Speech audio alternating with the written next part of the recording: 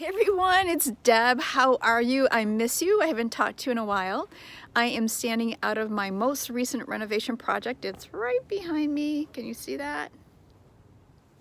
So I bought this house in a foreclosure. I don't buy many houses in foreclosures because there's usually a lot of competition. The interesting thing about this property is somebody else had bought it in distress. They did a lot of work to it and then they abandoned the house. So I would say 25% of the work is already done for me.